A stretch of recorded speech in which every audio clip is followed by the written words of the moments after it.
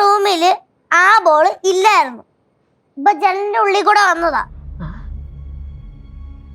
ശരിക്കും എന്താ സംഭവം? அது ஒன்னும் இல்ல லட்சு. அம்மா கதை சொல்லிட்டு இவ பயந்துருக்கா. അത് ശരി.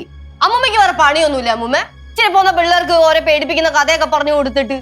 ലച്ചു, അതല്ല സംഭവം. ഞങ്ങൾ ഇവിടെ നിന്നപ്പം വെളിയിൽ മണിയടിക്കുന്ന ശബ്ദം കേട്ടു. കനകൻ ചെന്ന് നോക്കിയപ്പോൾ അവിടെ ഒന്നും ആരുമില്ല. തിരിച്ചു പോരാൻ നേരത്ത് ആ മണി കിടന്ന് ആടുന്നു.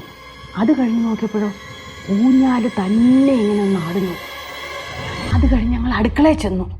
അവിടെ വർത്താനം പറഞ്ഞുകൊണ്ട് നിന്നപ്പം പുറവശത്ത് ശബ്ദം കേട്ടു. ശരിക്കും நிஜமா டோன் ஒரு சப்தம், அவ்வளவுதான்.